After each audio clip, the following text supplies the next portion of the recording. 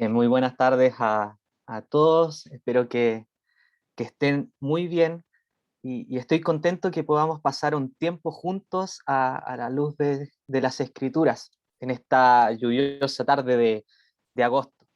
Así que les pido por favor que me acompañen a leer en 1 de Samuel, primer libro de Samuel, capítulo 16. Vamos al primer libro de Samuel, capítulo 16, versículo 7. Primero de Samuel, capítulo 16, versículo 7. Si se fijan, nuevamente hablaremos del corazón. Y el coro nos introduce preciosamente el tema, porque en su letra dice: ni los cielos pueden contener tu presencia, oh Salvador, mas viniste a mí para morar y llenar mi corazón. El martes, recordando también, les hablé que Jehová examina los corazones, que Él ve lo que nosotros no podemos ver. Pero hoy nos centraremos especialmente en la limitación que tiene el ser humano en ver a Cristo, ver quién es, ver cuánto nos ama y cómo Dios lo ve a Él. Pero sobre todo veremos el plan de Dios para salvación a todo aquel que cree. Para esto veremos primero lo que le ocurrió a David cuando Samuel va a ungir al nuevo rey, y después haremos el paralelismo con Cristo. Así que vamos a leer, y dice así el versículo 7. Y Jehová respondió a Samuel: no mires a su parecer, ni a lo grande de su estatura, porque yo lo desecho. Porque Jehová no mira lo que mira el hombre, pues el hombre mira lo que está delante de sus ojos, pero Jehová mira el corazón. Hasta aquí la lectura en esta primera parte, y rogamos al Señor que pueda guiarnos a, en todo lo que será este mensaje y lo que Él también nos quiere entregar. Voy a comenzar primero dándoles un contexto del pasaje. Lo que ocurre aquí es que Dios rechaza al antiguo rey de Israel, que es Saúl. Por lo tanto, Dios pide a Samuel, un profeta, su profeta, que unja a un nuevo rey, y lo envía a Isaí de Belén, ¿bien? Ya que uno de sus hijos va a ser el próximo rey. Isaí, entonces, al enterarse que Samuel viene, ¿cierto?, para ofrecer un sacrificio, Samuel está expectante para ver cuál de ellos va a ser el rey. Entonces Samuel ve al mayor y le dice a todos: de cierto que delante de Jehová estás ungido. Pero inmediatamente Dios le dice a Samuel que no es él, que no se fije en el físico, que es el pasaje que acabamos de leer, el versículo 7. Y luego Isaí sigue presentando al resto de sus hijos, hasta que se acaban las opciones. Y Samuel no entiende. Dios le dijo que uno de los hijos de Isaí iba a ser el ungido, pero ya pasaron todos los que estaban allí, y Dios no escogió. ¿Qué pasó entonces? Samuel pregunta: ¿son todos estos tus hijos? E Isaí responde: queda uno en el campo, el menor. Así que lo llaman, y finalmente es ungido, escogido por Dios. Llama la atención que ni siquiera fue considerado por su padre ante la información que venía un profeta de Dios al pequeño pueblo de Belén. ¿Y quién iba a pensar que el menor de todos los hermanos, el más pequeño, el pastor de ovejas, un día iba a ser rey? ¿Quién iba a pensar que en unos años más Dios le diría que de su descendencia saldrían los futuros reyes de Israel? ¿Quién pensaría que sería conocido como un hombre conforme al corazón de Dios?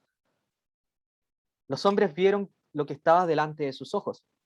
Samuel vio al mayor y pensó que él sería el rey, pero Dios vio el corazón, y en el olvidado vio a uno que llevaría su nombre hasta el final de sus días. Desde el principio nos damos cuenta de las limitaciones que tenemos como seres humanos. Vemos rostros, pero no corazones. Vemos acciones, pero no intenciones. Y así se ve desde el principio de los tiempos, desde Adán y Eva hasta esta historia. Y lo tremendo es que en un descendiente de David ocurre lo mismo casi 1000 años después, porque impresionantemente los hombres vieron lo que estaba delante de sus ojos, pero Jehová vio su corazón. Y ahora nos vamos a trasladar y nos vamos a situar en el primer siglo, en uno que nació en este mismo pueblito, en Belén, donde el descendiente de un pastor de ovejas nace en un pesebre y es visitado por otros pastores, donde el que ofrece lugar en los cielos fue despreciado incluso antes de su nacimiento, cuando a sus padres no les dieron lugar para pasar la noche. El rey vivió de una forma humilde, aprendiendo el oficio de José, la carpintería, lo cual le trajo uno de los primeros apodos que tuvo, ya que cuando comenzó su ministerio decían, ¿no es este el hijo del carpintero? Entendamos que no es un título que nos suene extraño en nuestros días. De hecho, se ve bastante bien saber carpintería, pero en la pirámide social del siglo I, los trabajos manuales estaban levemente arriba sobre los esclavos. Así que no era bien visto. De hecho, eran mirados en menos. No eran considerados en ámbitos distintos a sus trabajos, por lo tanto, que un carpintero hablara de leyes y religión, como que descuadraba el orden social. Y nos damos cuenta que ocurre lo mismo que en los tiempos de David. Los hombres solo ven lo que está frente a sus ojos. En David veían a un joven, un pastor de ovejas, a alguien simple. Y en Jesús lo más probable es que veían a alguien con su ropa gastada, un parecer común, con rasgos comunes de la época, alguien que era similar a cualquier otro judío, pero vemos en las Escrituras que hay algo distinto en Jesús. Su concepción, primeramente, fue santa, engendrado por el Espíritu de Dios. Por lo tanto, es Dios y hombre a la vez. Y el Espíritu de Dios estaba sobre él. El Espíritu de Dios lo guiaba. Y Jesús lo que hacía previa a cualquier acción, ¿qué es lo que era? Era orar a su Padre que está en los cielos, meditar en la palabra de Dios y hablar lo que Dios quería que su Hijo entregara en este mundo. Y si se fijan, son cosas invisibles, cosas que nosotros no podemos ver a simple vista, pero que Dios sí ve, porque Él mira el corazón. Lo que el Salvador hacía provenía de lo más profundo de su corazón. Entonces, Dios miraba el origen de estas acciones, acciones perfectas, perfectamente guiadas por Dios, sin rastros de egoísmo o de autoexaltación o una vida completamente perfecta con origen en un corazón perfecto. Dios mira el corazón de nuestro Señor y lo encuentra perfecto. Y esto lo sabemos porque la palabra de Dios es inspirada por Dios. Por lo tanto, tenemos su punto de vista escrito en un libro. Dios escribió un libro que nos muestra su amor, nos muestra, pero sobre todo nos muestra la persona de su Hijo. Así que estamos situados en la vida de Cristo. Y a lo largo de su vida fue rechazado, rechazado por sus más cercanos, rechazado por su pueblo, porque no vieron más allá de lo que veían sus ojos. Gracias a esto apareció la envidia, apareció el desprecio, que son el resultado de un corazón contaminado. Y un corazón contaminado es ciego. La palabra nos dice que la luz vino al mundo y los hombres amaron más las tinieblas que la luz, porque sus obras eran malas. La oscuridad al pecador le trae comodidad. El pecado puede fluir tranquilamente. Las obras malas pasan desapercibidas en un mundo oscuro, en un mundo caído, donde lo bueno es malo y lo malo es bueno. Y para esto solo hay que mirar qué rumbo está tomando nuestra sociedad actualmente, que se aleja cada vez más de Dios. Y el mundo oscuro, con personas oscuras y llenas de pecado, no vieron la luz. La tenían al frente, pero no fueron capaces de verla. Cristo mostró el amor y la compasión por su pueblo. Y muchas veces vemos que esto no fue suficiente para los que lo rodeaban. De hecho, lo criticaban por sanar enfermos en el día de reposo. Lo criticaban por perdonar pecados. Lo envidiaban por ver cómo la gente prefería escucharlo a él que a los mismos religiosos. Ellos veían a un hombre que hablaba mejor que cualquiera, que entendía las escrituras de una forma extraordinaria, pero no pudieron ver que este hombre es Dios, que este hombre es el creador, que no es cualquier persona. E incluso volviéndolo más cercano, que este hombre incluso los creó. Los vio desde el vientre de sus madres cuando se estaban formando. Los conoce. Y sobre todo conoce sus corazones. Sabe quiénes son. Sabe qué piensan. Sabe sus intenciones. Y a pesar de eso, los ama. Ama a los desamparados. Ama a los que sufren. Ama a los desconsolados, pero también ama a los que le quieren hacer daño, los que piensan mal de él, los que le tienen envidia. Ama a sus enemigos. Y de forma particular también te ama a ti, pero no a tu pecado. A la luz de las Escrituras, a la luz de las Escrituras, todo aquel que hace pecado es esclavo del pecado y por ende enemigos de Dios. Santiago nos habla que si somos amigos del mundo, somos enemigos de Dios. Y esto atenta contra todo concepto cultural que podamos tener acerca de Dios. Porque la cultura nos enseña que Dios es nuestro amigo o que Dios nos ama a pesar de todas nuestras imperfecciones, pero la realidad es que somos sus enemigos. La relación entre Dios y los hombres está quebrada por causa del pecado. El pecado nos aleja de Dios, nos ciega y somos incapaces de ver la salvación que tenemos enfrente.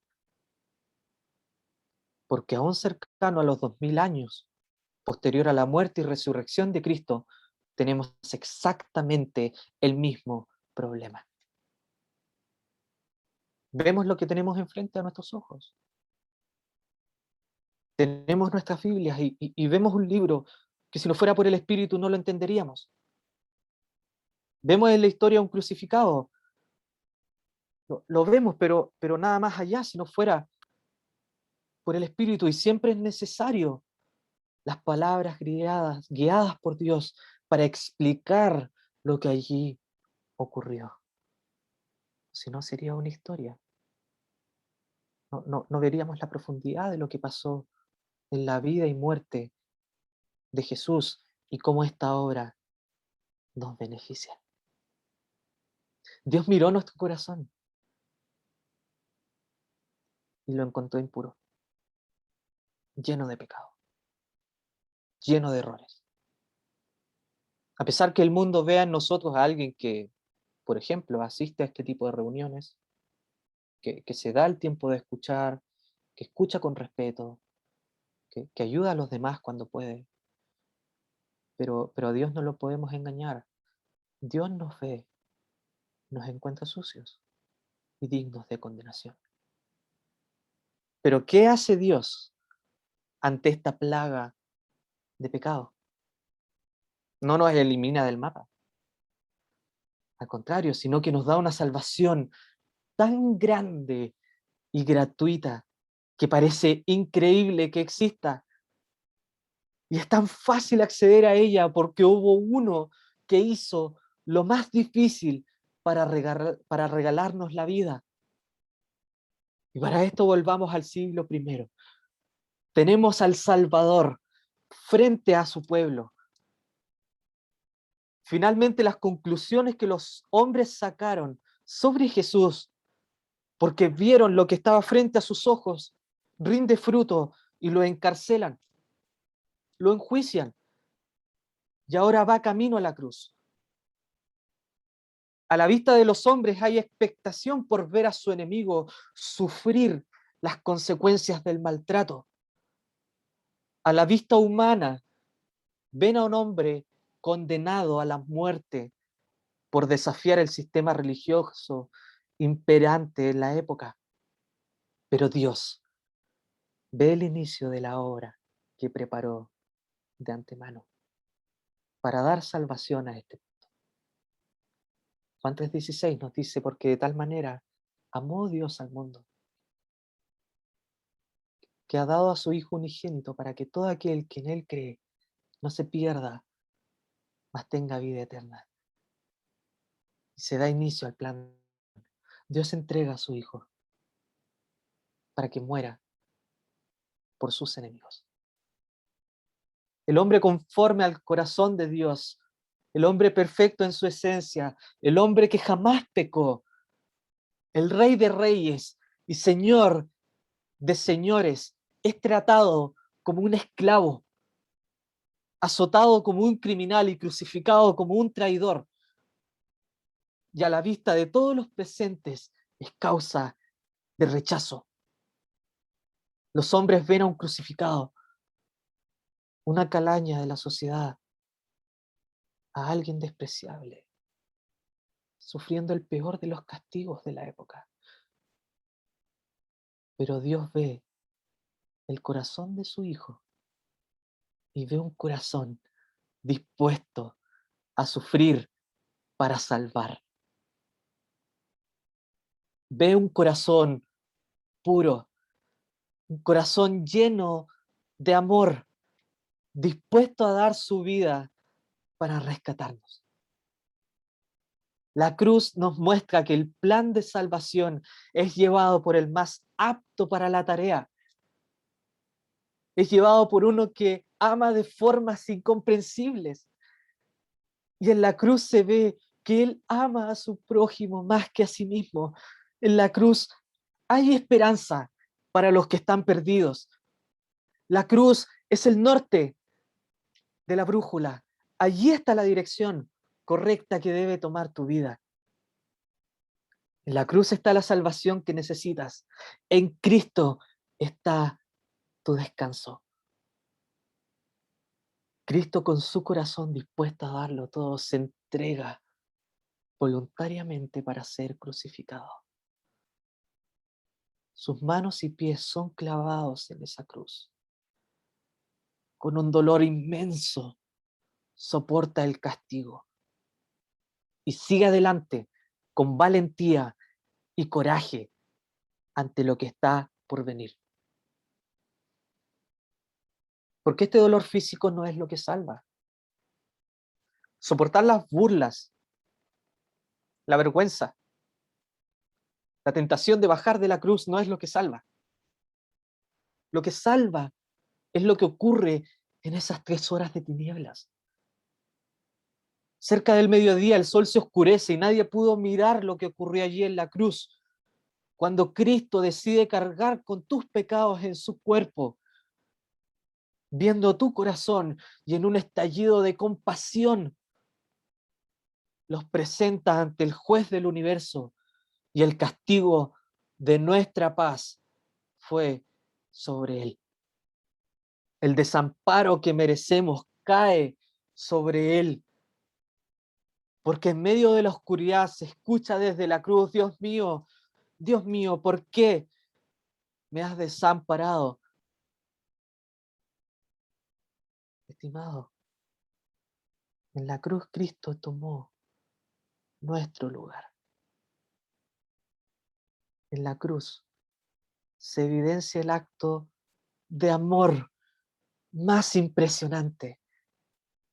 Uno paga los pecados de todos. Uno sufre por todos. Jesús amó tanto a sus enemigos que murió por ellos para llevarnos a Dios. ¿Qué debes hacer para ser salvo? Te voy a repetir la respuesta que Pablo le dio al carcelero de Filipos. Cree. Cree en el Señor Jesucristo y serás salvo.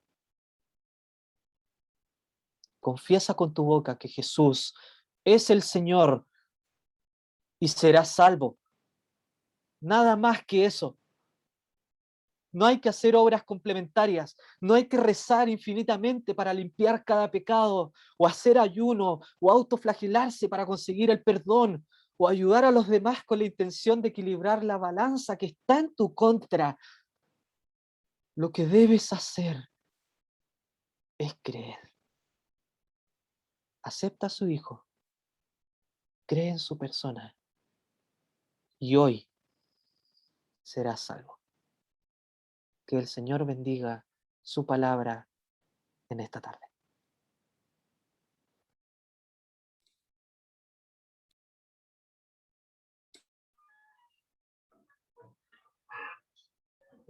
Bien, buenas tardes, hermanos. Buenas tardes, queridos amigos que nos acompañan. Muy buenas tardes, queridos auditores que escucharán en la voluntad del Señor este audio, esta predicación del Evangelio por YouTube, por el canal de la Iglesia. Acompáñenme en esta segunda parte de nuestra reunión a Juan el capítulo 12. Juan el capítulo 12. Hemos estado considerando los domingos que hemos estado juntos algunos testimonios o algunas declaraciones que encontramos en las Escrituras, específicamente en el libro de Juan, y que nos van a revelar o a enseñarnos algunos aspectos del Señor Jesús, nuestro amado Salvador, nuestro Redentor, el Salvador del mundo. ¿De quién hablamos? Si podemos hablar o pensar en un objetivo de enseñanza, o si podemos pensar en las Escrituras y tomar diferentes porciones de ella, así como mi hermano nos llevó a Samuel, nosotros vamos a leer en Juan, pero toda la Escritura inspirada por Dios nos llevan a una sola persona. Nos pueden llevar a muchos personajes bíblicos, pero a una sola persona, y que es la persona bendita del Hijo de Dios. Y nosotros queremos en esta tarde presentar el Evangelio del Señor Jesús. No el Evangelio de nuestro hermano Alexander, no el Evangelio del hermano Marco, no el Evangelio del hermano Andrés, no el Evangelio de una cierta denominación, no, porque hay un solo Evangelio, y es el Evangelio de nuestro Señor Jesucristo. El Evangelio es el mensaje de Dios que viene de arriba. Viene de arriba direccionado al corazón del pecador. Ya nuestro hermano nos ha hablado del corazón. Dios nos ama, nos ha amado a tal punto que envió a su Hijo unigénito al mundo para que todo aquel que en Él cree no se pierda, mas tenga vida eterna. Por lo tanto, en el Evangelio tenemos este propósito, para que todo aquel que en Él cree, es decir, el Evangelio nos direcciona a la persona de Cristo, y el Evangelio nos invita a creer en Él, creer que Él es el bendito Hijo de Dios, que dejó glorias magníficas, vino a este mundo, nace de una mujer virgen, vive aproximadamente 33 años, verdadero Dios, verdadero hombre, hombre perfecto, para que estando en esa condición de hombre, se humillara hasta la muerte, y muerte de cruz. Y por medio de su cruz, por medio de la muerte en cruz, reconciliar consigo al mundo.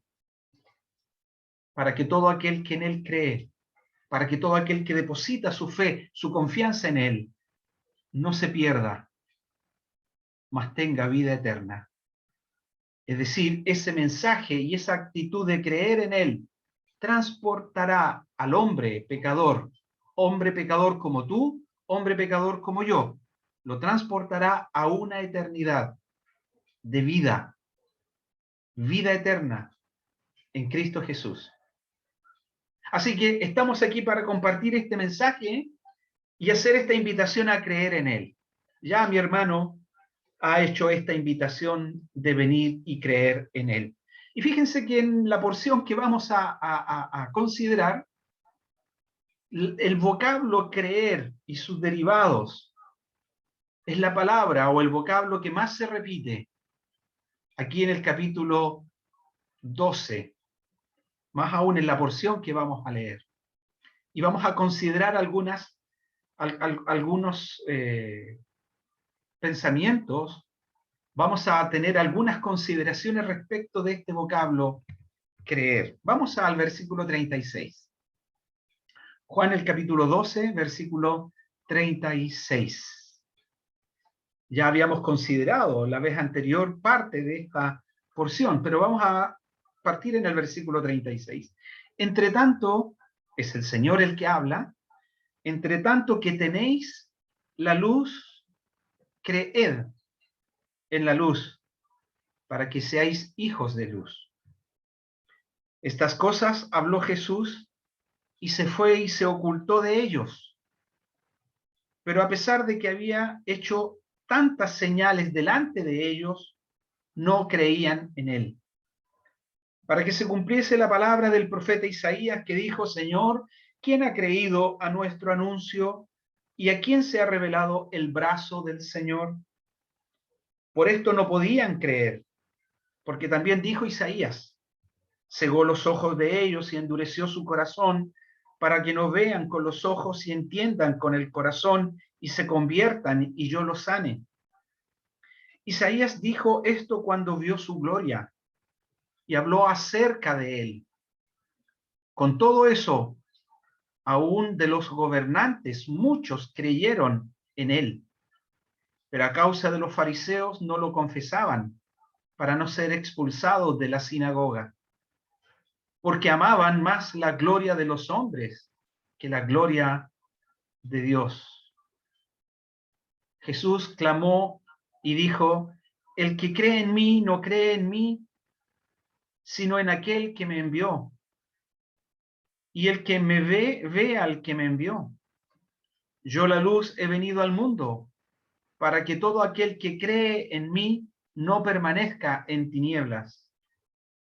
Al que oye mis palabras y no las guarda, yo no le juzgo, porque no he venido a juzgar al mundo, sino a salvar al mundo.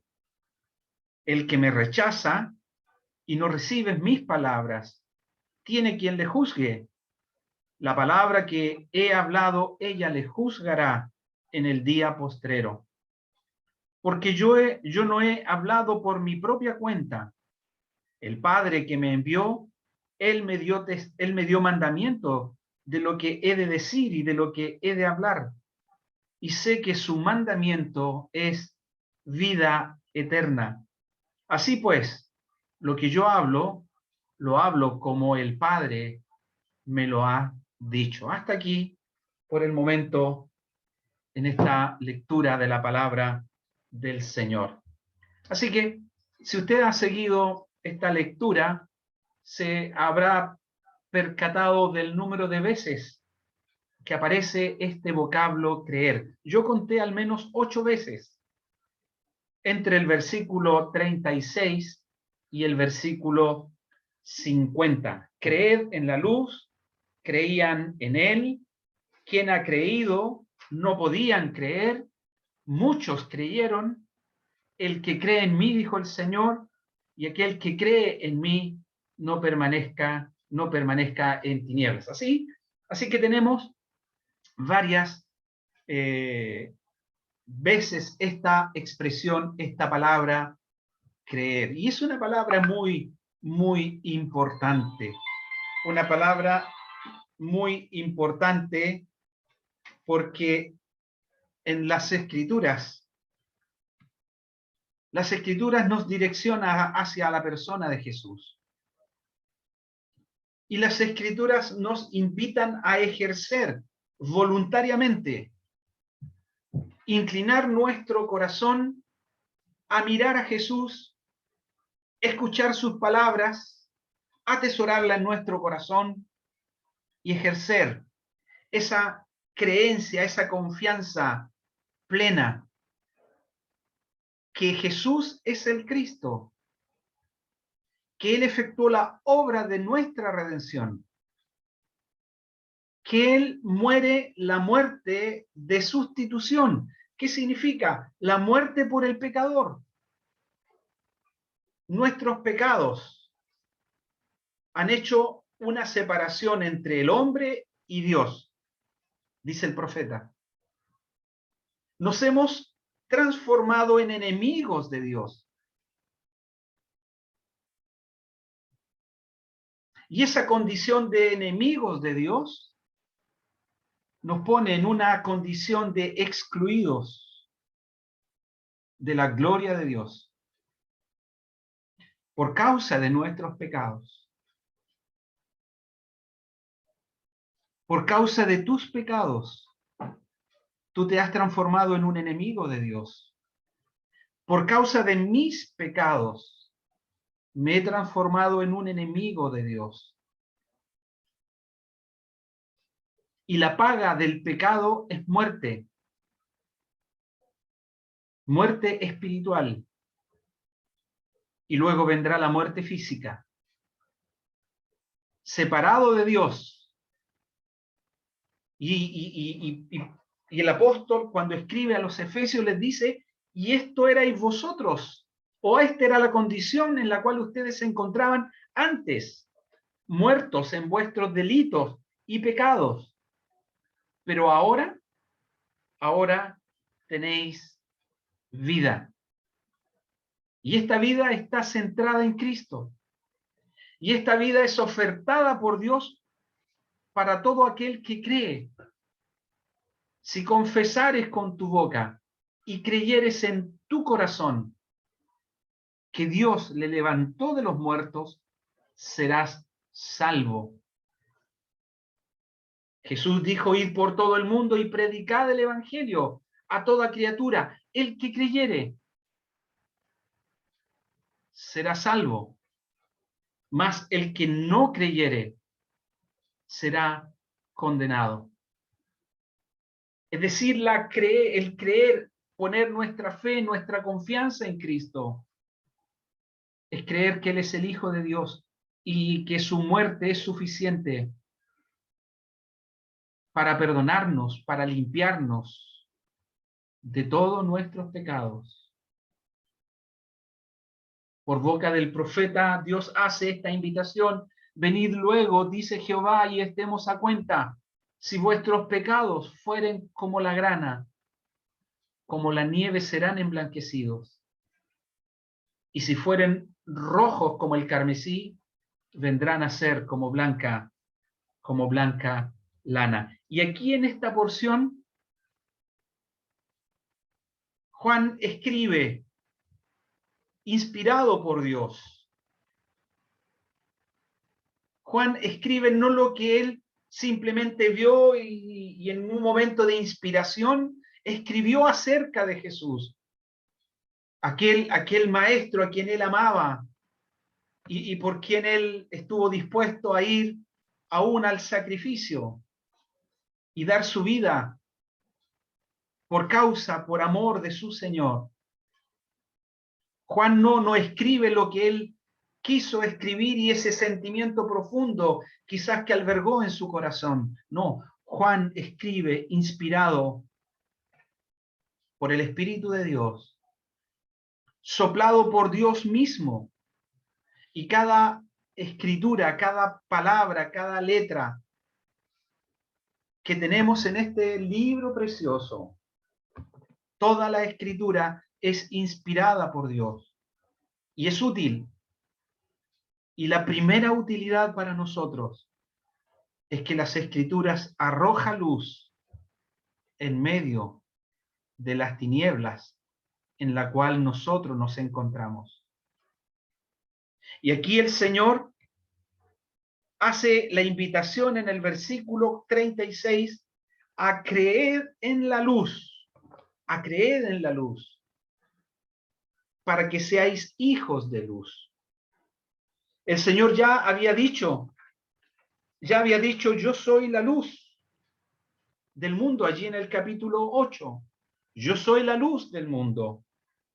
El que me sigue no andará en tinieblas, sino que tendrá la luz de la vida. Cristo es la luz. Y Cristo ilumina el corazón de todos aquellos que están en tinieblas. Juan en el primer capítulo dice, aquella luz verdadera que alumbra a todo hombre. Y esto es lo precioso, que la luz verdadera alumbra a todo hombre sin distinción. No hay restricción de condición humana. Dios no hace acepción de personas. Tú y yo hacemos muchas veces acepción de personas. Y miramos y decimos, sí, a este le voy a hablar, a este le voy a hablar, no, este no me tinca, a este sí. Y empezamos a veces a discriminar. A discriminar a quién hablarle y a quién no. Y en el peor de los casos, muchas veces decidimos no hablarle a nadie y nos guardamos esta palabra para nosotros mismos. Pero Juan dice, aquella luz. El Señor dice, yo la luz. Creed en la luz. Creed en mí. Yo soy la luz del mundo. El que me sigue no andará en tinieblas, sino que tendrá la luz de la vida. Yo la luz, dice aquí en el versículo 46, yo la luz he venido al mundo para que todo aquel que cree en mí no permanezca en tinieblas. ¿Crees tú en la luz? ¿Crees tú en Jesús? ¿Le has recibido en tu vida? Él es aquel que ha iluminado las profundas tinieblas en la cual tú te encuentras o te encontrabas. Él es la luz que disipa toda tiniebla. Y Él es la luz que puede disipar las tinieblas que hay en tu vida. Quiero rápidamente mencionar 3 aspectos acerca del creer. 3 aspectos, rápidamente. Y terminaremos nuestra reunión en los minutos que nos quedan. El primer aspecto tiene que ver con el contraste en creer. El segundo aspecto tiene que ver con el objetivo o el objeto de creer, o en quién creer. Ya lo hemos mencionado. Y el tercer aspecto, las consecuencias que tiene en el creer. Y eso es lo que nos revela esta porción que hemos encontrado. Rápidamente vamos al primer punto, el contraste que hay en creer. En el versículo 36, después de esa declaración que hace el Señor, que el que cree que mientras tanto que tenéis la luz, creed, después de hacer el Señor esta invitación a creer en la luz, para ser hijos de luz, dice que el Señor, después de estas cosas, se fue y se oculta de ellos. Pero hay una declaración en el versículo 37, dice, pero a pesar de que había hecho tantas señales delante de ellos, no creían en él. Aquí hay un grupo de personas que vieron las señales que el Señor hacía. Quizás muchos de ellos descubrieron y dijeron, no, jamás hombre alguno ha hecho estas cosas que tú haces. Nuestros ojos han visto maravillas seguramente. Pero aquí la porción nos dice que a pesar de que habían visto tantas señales, tantas maravillas o tantos milagros, no creían en él. En el versículo 42 tenemos el contraste. Dice, con todo eso, aún de los gobernantes, muchos creyeron. Así que aquí tenemos un grupo de aquellos que vieron estas cosas o vieron en él aquellas señales, pero a pesar de esas cosas, no creían en él. Pero aquí tenemos otro grupo que nos dice las Escrituras que muchos de aquellos, y habla de los gobernantes,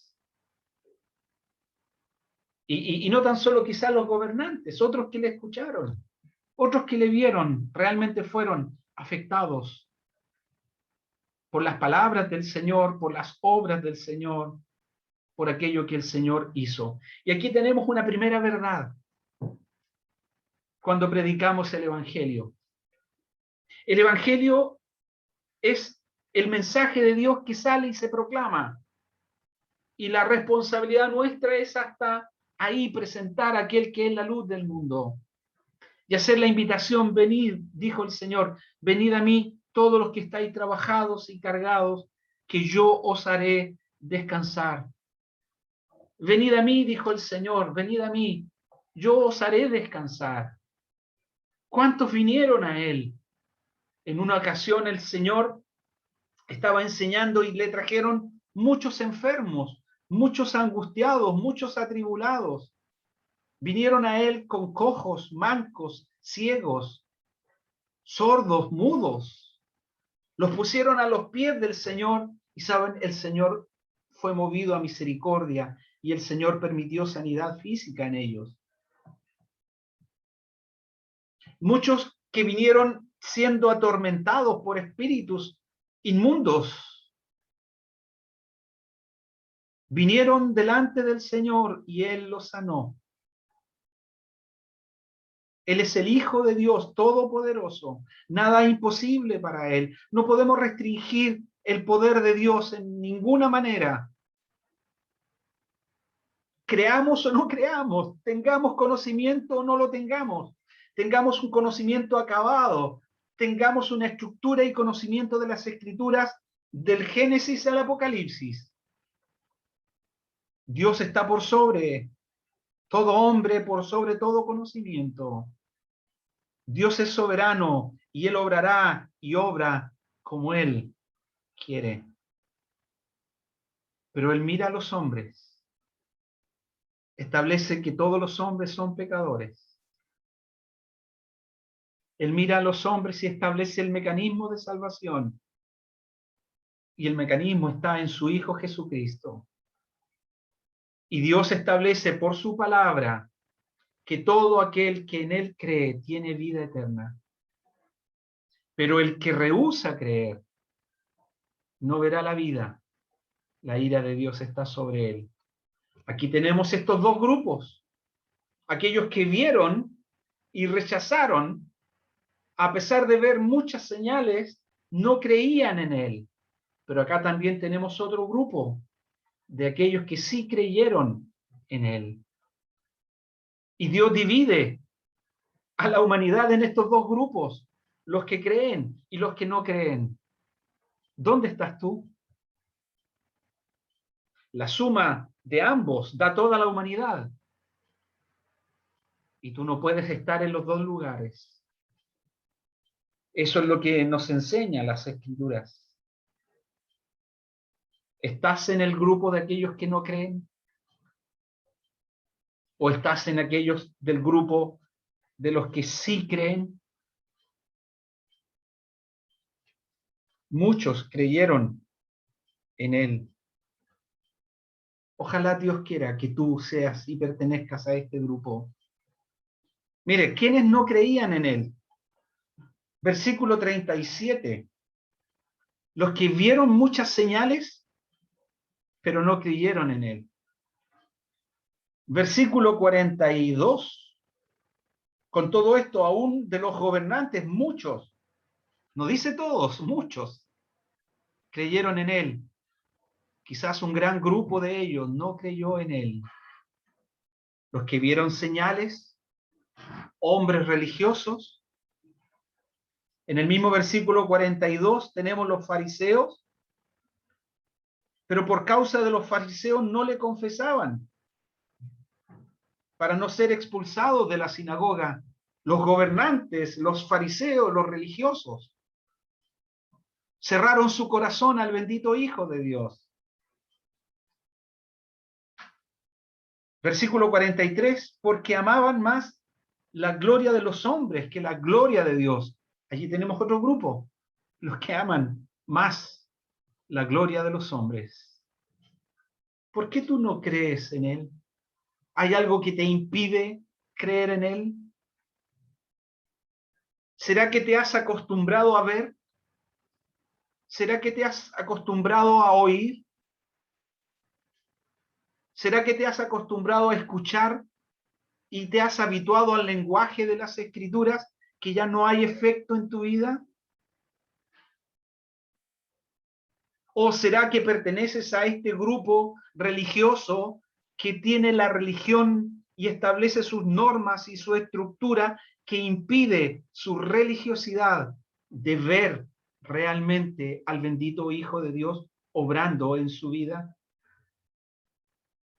¿Serás que estás más preocupado de los ritos religiosos como los fariseos? ¿O estás en una posición tan alta y que te consume tu tiempo? ¿Eres un gobernante? ¿Eres un líder? ¿Eres principal en tu trabajo? ¿Estás dedicado a tus estudios a tiempo completo? ¿Estás impregnado en tu trabajo que has dedicado a trabajar y que no tienes otra cosa u otro tiempo? Como si el trabajo fuera la esencia de la vida. Sí, el trabajo es importante. El trabajo es importante. Pero cuando ya el trabajo consume nuestro tiempo personal, nuestro tiempo familiar, entonces ya ese trabajo hace daño y carcome desde el interior hacia el exterior. O eres parte de aquellos que aman más las cosas de este mundo,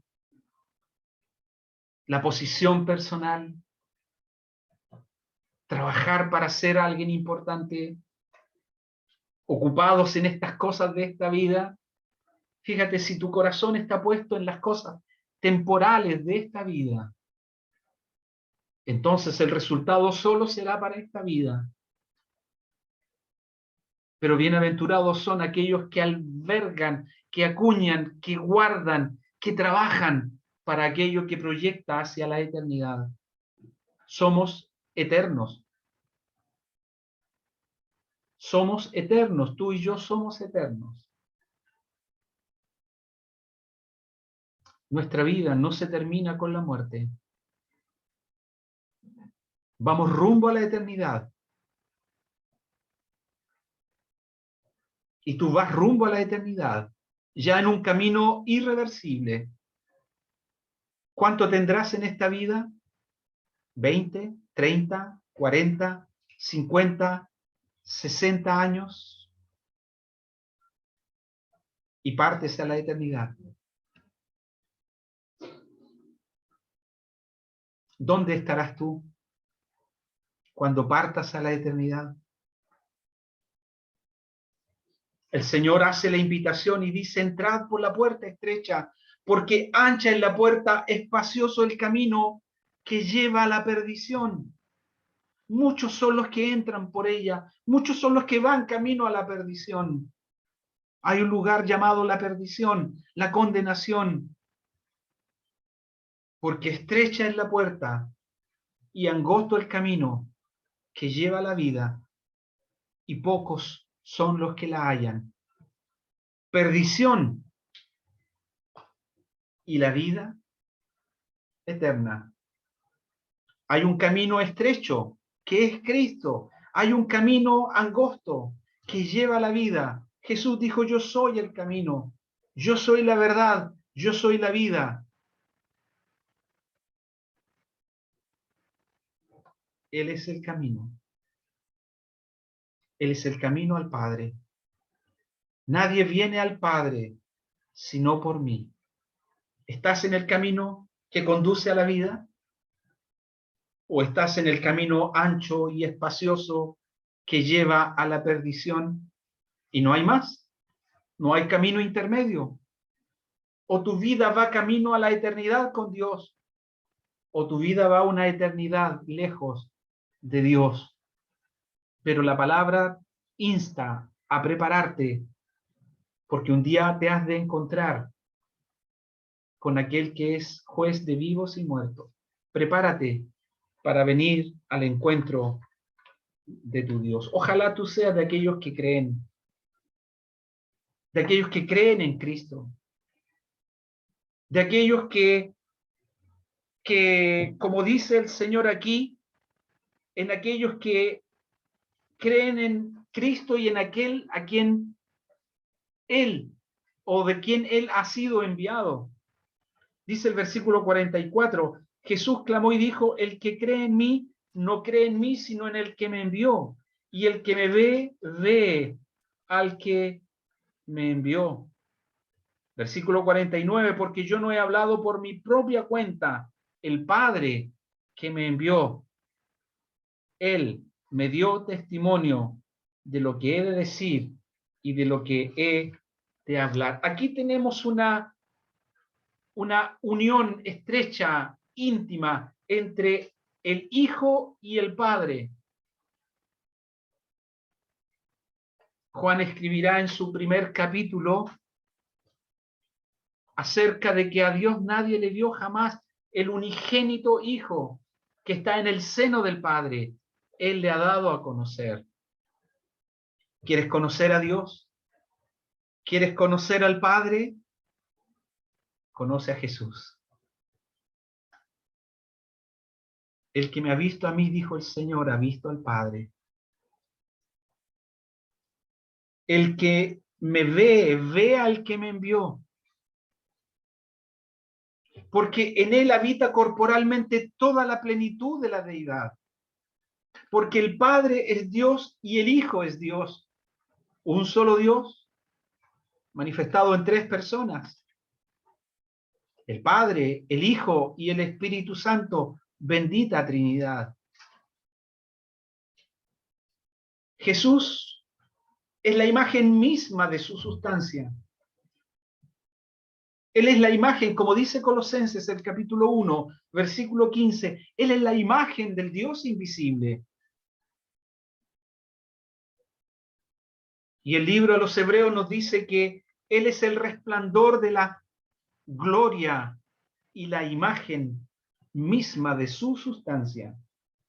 Es decir, toda la esencia de Dios está en Cristo, porque Cristo es Dios. Toda la esencia y la deidad del Dios eterno y el Dios de las Escrituras la encontramos en Cristo, porque Él es la imagen de Dios. Él es el creador de todas las cosas. Él es sustentador de todo lo que existe. Y no tan solo Él es el sustentador, sino que habiendo efectuado Él la purificación de nuestros pecados, Él se sentó a la diestra de la majestad en las alturas.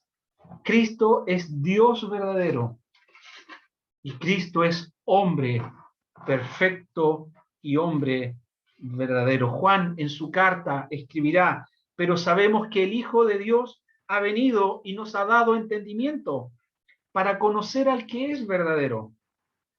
Y estamos en el verdadero, en su Hijo Jesucristo. Él es verdadero Dios y la vida eterna. Cristo es Dios. Cristo, Jesús es verdadero hombre y en él convergen, coexisten estas dos naturalezas Y es por eso que Él puede llegar a la cruz y satisfacer las demandas de un Dios justo y tomarnos de la mano como hombre que se identifica con sus criaturas. En Él converge la naturaleza divina y la naturaleza humana para que en la cruz Él pueda reconciliar consigo a todos los hombres. Por medio de la cruz, por medio de su sacrificio, por medio de la obra, reconciliar al hombre con Dios. Ese hombre que estaba enemistado puede ser reconciliado con su Creador. Y finalmente, esta porción nos lleva al tercer punto, que son las consecuencias que trae de creer y no creer. Bueno, ya hemos mencionado algunas, pero en el versículo 46, aquí tenemos una consecuencia. Él dice, yo la luz he venido al mundo para que todo aquel que cree en mí no permanezca en tinieblas. El hombre aún en sus pecados no perdonados, dice la Biblia que está en una condición de tinieblas. Y esto erais vosotros, o en esto estabais vosotros, porque en otro tiempo erais tinieblas, dijo Pablo a los Efesios. En Juan el capítulo 3, versículo 19 dice que aún estos aman más las tinieblas. Y la primera consecuencia es, sin Dios el hombre está en tinieblas. Pero si crees en Cristo, Él ha venido para que todo aquel que cree en Él no permanezca en tinieblas. Ha sido transportado de las tinieblas a su luz admirable a todo aquel que en Él cree. Versículo 47 y 48. Entonces tenemos ahí la primera condición o el primer resultado. Aquel que en Él cree es sacado de las tinieblas, no permanece en las tinieblas. Versículo 47, el que oye mis palabras y no las guarda, yo no le juzgo, porque no he venido a juzgar al mundo, sino a salvar al mundo. El que me rechaza y no recibe mis palabras, tiene quien le juzga. Las palabras que yo he hablado, ella le juzgará en el día postrero. El que no cree, el que rehúsa creer, el que rechaza creer en las palabras del Señor. Las palabras que Él ha dado son vida. Señor, ¿a quién iremos? Dijo uno en una ocasión, tú tienes palabras de vida eterna, y rechazar a Cristo es rechazar sus palabras. Y rechazar sus palabras será la consecuencia de que sus palabras le juzgarán, dice, le juzgarán en el día postrero. Cristo juzgará. Él es el juez de toda la tierra, como dijo Abraham. El juez de toda la tierra no hará lo que es justo.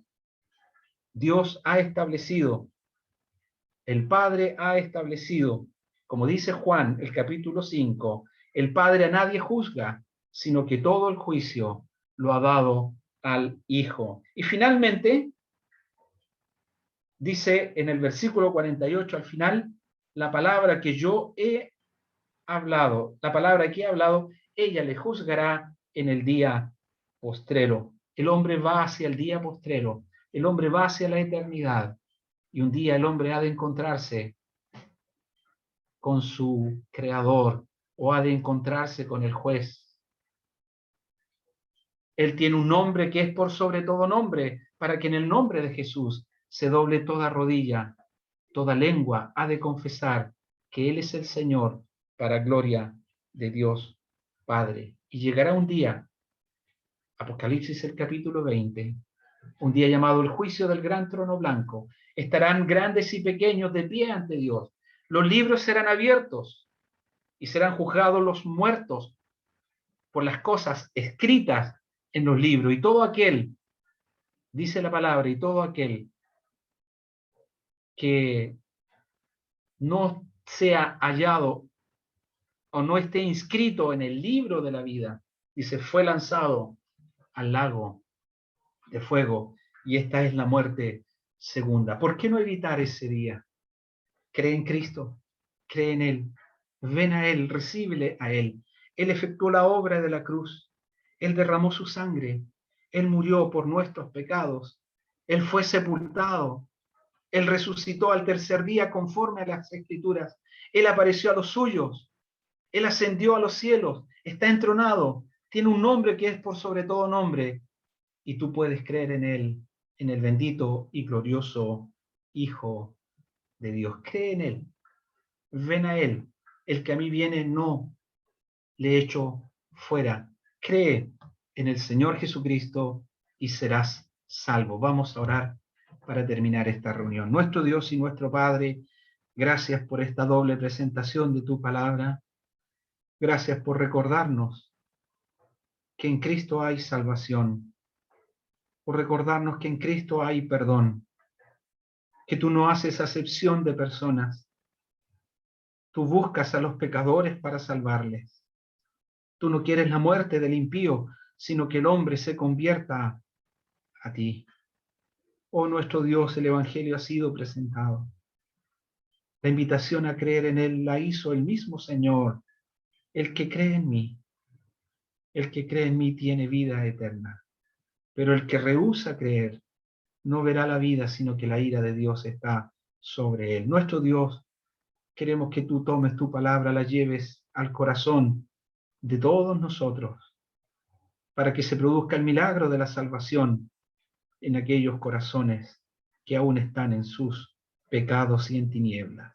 Te bendecimos, nuestro Dios, te honramos, y que tú sigas hablando por medio de tu palabra a cada uno de nuestros amigos, de nuestros hijos, de nuestros auditores, para la bendición eterna de sus almas. Te damos gracias, nuestro Padre, en el nombre de nuestro Señor Jesucristo. Amén. Amén.